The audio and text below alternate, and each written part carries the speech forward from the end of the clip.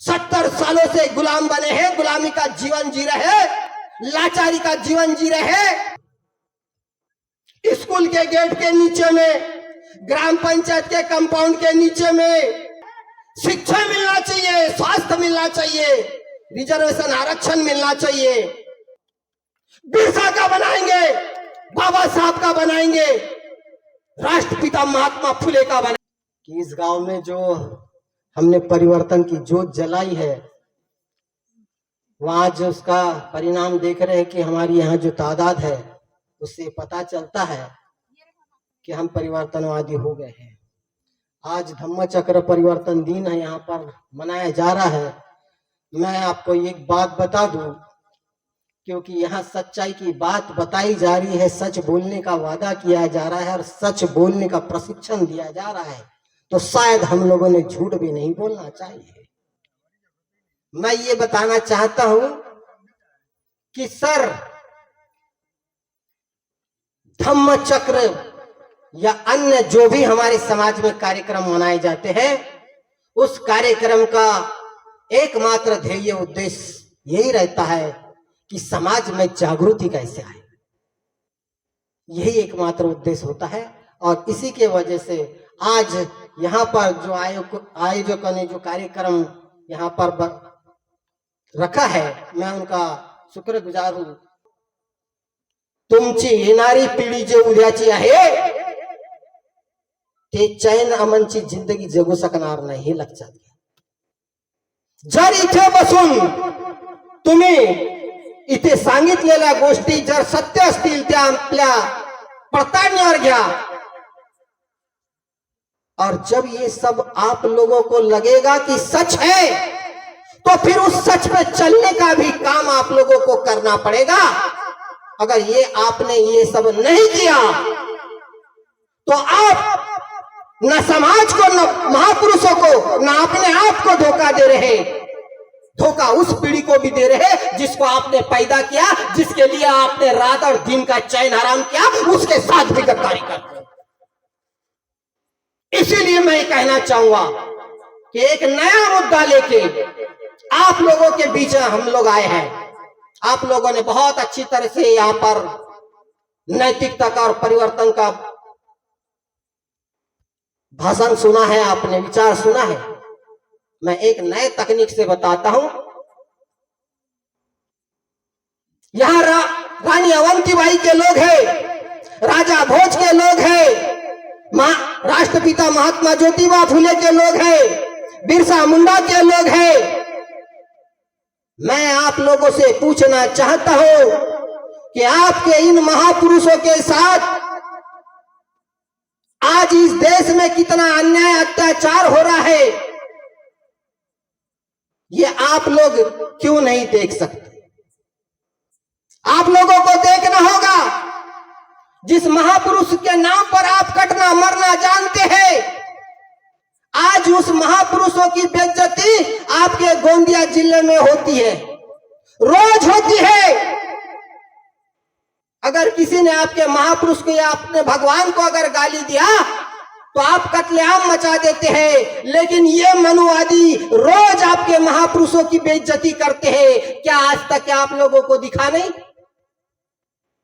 अरे पंचायत समिति भवन में चले जाना, जिला परिषद भवन में चले जाना, और वहां देखना कि जब सीढ़ियों से हम ऊपर जाते हैं, तो वो जो कोने होते हैं जहां पर लोग गुटखा खा के थूकते हैं, वहां नहीं थूकना चाहिए करके हमारे महापुरुषों की वहां पर तस्वीरें लगाई गई। मैं कहता हूं वहां शायद भगवानों की तस्वीरें लगाई रहती तो शायद कोई भी नहीं थूकता और किसी की हिम्मत भी नहीं होती थी। लेकिन ऐसा क्यों होता है कि वहां जानबूझकर बहुजन समाज के महापुरुषों की ही तस्वीरें लगाई जाती है? ये देश के जो मनुवादी शासन के लोग हैं, ये जानबूझकर ये हरकतें करते हैं। वहां पर किसकी फोटो लगी है? शिवाजी की, टुकड़ों की महाराज की, गाड़गे बाबा की और अन्य महापुरुषों की। और वहां पर लोग वो ऊपर नीचे जब होते हैं, मुंह में उनका गुटका होता है तो वहां थूकते। काश बहुजन समाज के लोग नहीं थूकेंगे, ये मेरा महापुरुष है। लेकिन सबसे पहले जिन्होंने वो तस्वीरें वहां उतारी है, वो एंटीना वाले, सबसे पहले वही लोग उस तस्वीर पे, उस मूर्ति पे, उस फोटो पे थूकते हैं।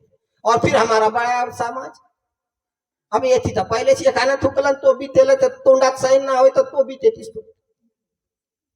इतनी बड़ी बेइज्जती ये मारवाड़ी समाज के लोग आए दिन करते रहते हैं, हमारे महापुरुषों की विटंबना करते रहते हैं।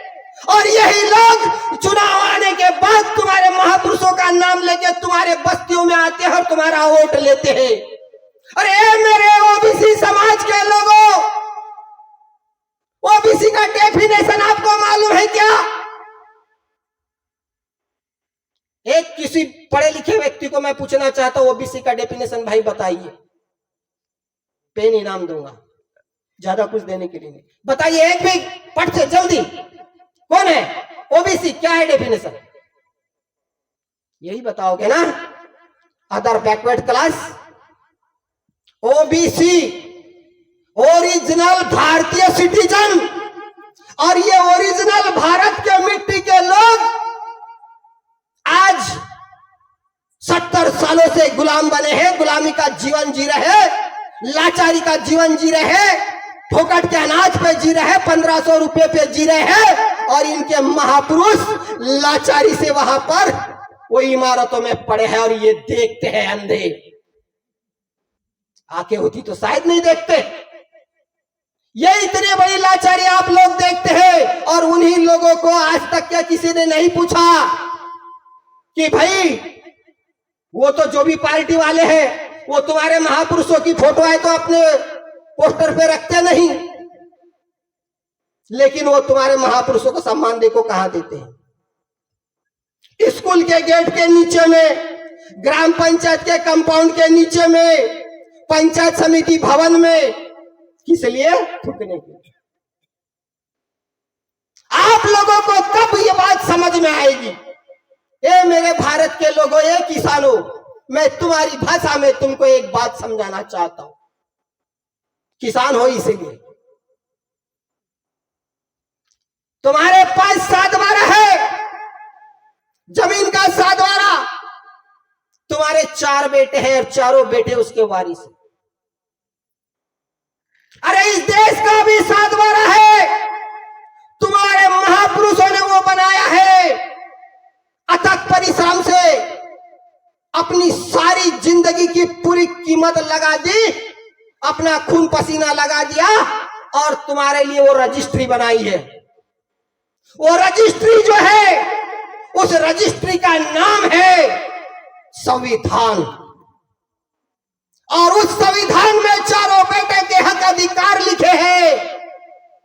लेकिन अभी तक के उस 7/12 का फेरफार नहीं हुआ है। फेरफार नहीं हुआ है, ये हमारी लाचारी है। क्योंकि फेरफार करने वाले लोग तुमने आज तक वहां भेजे नहीं है।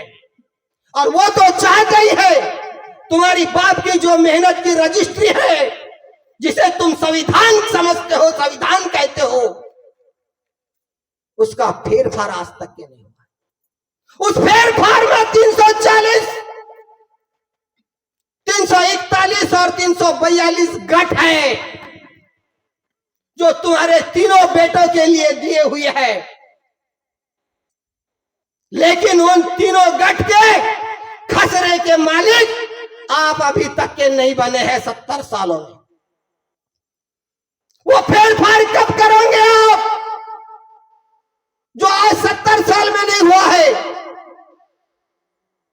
उसमें तुम्हारा शिक्षा का अधिकार लिखा है कि मेरे बेटे, तीनों बेटन को क्या मिलना चाहिए?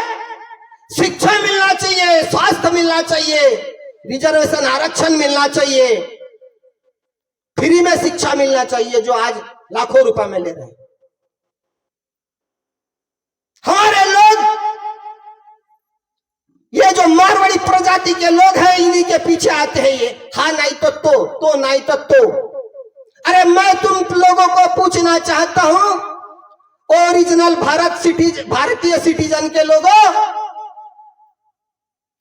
कि तुमने अपनी तादाद को, अपनी ताकत को अभी तक के पहचाना नहीं है।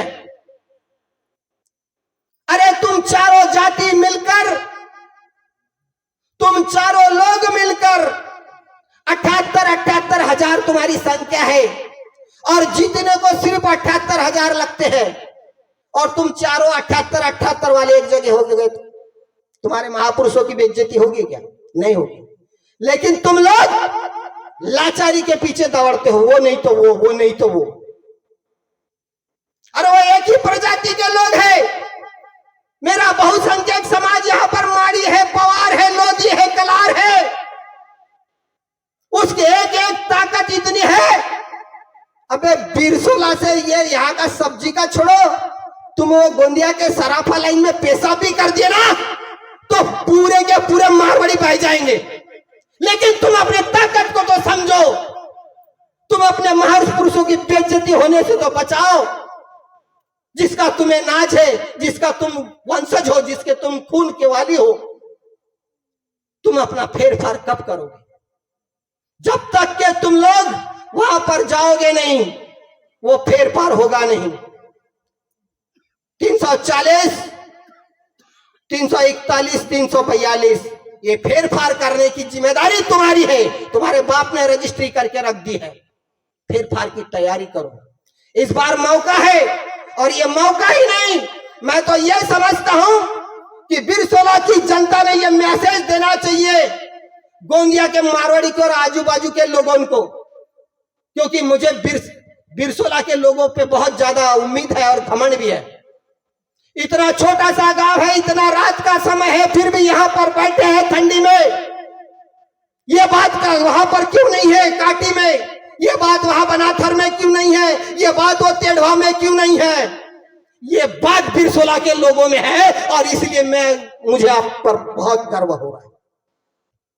मैं समझता हूं यहां से ये पहला मैसेज, ये विधानसभा के बाउंड्री का, नदी के किनारे का, गांव का, यहाँ का मैसेज, ये जो जागरूक लोग हैं, जो यहां पर इतने रात तक के बैठे हैं, तो ये सिर्फ अपना समय गंवाने के लिए नहीं, तो समय पास करने के लिए नहीं, तो अपने आने वाले भावी पीढ़ी के लिए आप इसका यूज करोगे। ऐसे ही आपसे अपील करता हूं और विनती करता हूं।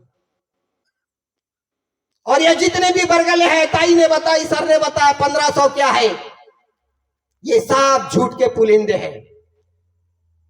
अरे ये जब तुम्हारा शासन आ जाएगा, तुम्हारा फेरफार हो जाएगा, तो तुम्हारे महापुरुषों की जो बेइज्जती है वो बच जाएगी।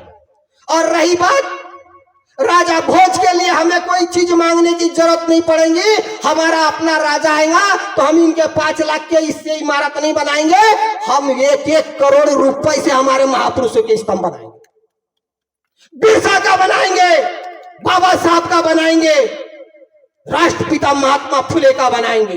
भीख नहीं मांगेंगे। अरे हमारे बाप की तेरहवीं और हम पैसा उनसे मांगते हैं, क्या हम नाजायज की औलाद है क्या? पैदा हम करते हैं और पालता बाजू वाला है, तो हम तो नाजायज की औलाद होंगे ना। मैं आप लोगों से यहां बात करना चाहता हूं कि आप लोग अगर निष्ठावान हो, स्वाभिमानी हो, और आप इस मिट्टी के बेटे हो, ओरिजिनल भारतीय हो, तो एक ही संकल्प लेना। इस समय में अब अभी रात के 10 बज रहे हैं, एक ही संकल्प के साथ इतने लोग उठेंगे जितने हैं यहाँ, शायद इतना ही लोग कम से कम इस बनाथर से, क्या बोलते हैं, क्या गांव का नाम, बिरसोला, बनाथर आ गया था, सॉरी, ये बिरसोला से मैसेज जाएगा कि यहाँ स्वाभिमानी लोग रहते हैं, यहाँ महात्मा फुले के लोग, सच्चे लोग रहते हैं, यहाँ राजा भोज के सच्चे लोग रहते हैं, यहाँ बाबा साहब के निष्ठावान लोग रहते हैं, यहाँ बिरसा मुंडा के खून के लोग रहते हैं। ये हमको साबित करना पड़ेगा। ये इसलिए अभी मैं बोल रहा हूं अंतिम समय में, भूलना मत, क्योंकि अभी आपको बरगलाने वाले और भुलाने वाले आएंगे। आचार संहिता लग गई है और हम दोबारा आ नहीं पाएंगे, क्योंकि हमारे पास साधन की कमी होती है। इसलिए आज का ही ये जो व्याख्यान है, ये जो बात है आपके सामने रख रहा हूं, इसको भूलना मत, क्योंकि आपको ये सारी बातें भुलाने के लिए उनके पास पूरे साधन है, तो वो साधन के आप बलि नहीं पड़ोगे। आपको कसम है उन महापुरुषों के नहीं, कम से कम अपने आने वाली पीढ़ी के लिए आप जियोगे। अरे एक अपना बच्चा रात को बीमार पड़ता है तो आधे टाइम मां जगती है और आधे टाइम बाप जगता है, रात भर दोनों नहीं सोते। उसका भविष्य अगर तुमको बनाना है तो ये क्या मारवाड़ी बनाएंगे, ये पूंजीपति बनाएंगे जो बरसों से तुमको शूद्र बोलकर तुमको अपने पैर के तलवे चाटने के लिए मजबूर किया, तुमको गुलामी के जीवन जीने के लिए मजबूर किया। क्या ये आपका विकास कर सकते हैं? नहीं, वो कदापि नहीं चाहेंगे आपका विकास हो, क्योंकि जिस दिन आपका विकास हो जाएगा आप उनके पास मांगने नहीं जाओगे। जिस दिन आपका आर्थिक विकास हो गया उस दिन आप उनके पास मांगने नहीं जाओगे। ये छोटी सी बात समझना है। इसलिए आपको अपना विकास करना है, अपने बच्चे को विकास करना है, क्योंकि वो तुम्हारा विकास चाहेंगे ही नहीं। इसलिए वो जो विकास की बात करते हैं वो सिर्फ दिखावा है। इतनी बात आज आप लोग समझ लो। समय बहुत हो गया है, अभी हम लोग आपका और ज्यादा अंत नहीं ले सकते, समय ज्यादा हो रहा है। मैं एक ही बात लास्ट में विनती करना चाहता हूं कि जिन महापुरुषों ने, जिनके हम वाली है, जिनके हम औलाद है, जिनके हम वारिस है, जिनके हम अनुयायी है, कम से कम उनके लिए नहीं, क्योंकि वो तो मर गए विचार देके, क्योंकि तुम्हारी आने वाली पीढ़ियां जो है वो सुखरूप जीवन जी सके। तो मैं भी यही आपसे अंतिम अपील करता हूं कि आप लोग आने वाले समय में किसी भी कीमत पे एक ही प्रण करना है, बस कि हमको उनको हटाना है। और उस समय आपको एक बात तय करना है कि हम लोगों की जो संख्या में है, तो आप लोग अपने ही बहुजनों में से अपने ही बेटे को बिना पैसे से, बिना लोभ से आप लोग उसको भेजेंगे, ताकि वो आपकी बात रख सके, अपने महापुरुषों को विचारों को समर्थन कर सके, और आपके जो सारे भविष्य में होने वाले जितने भी हक अधिकार है वो आपको फ्री में मिल सके।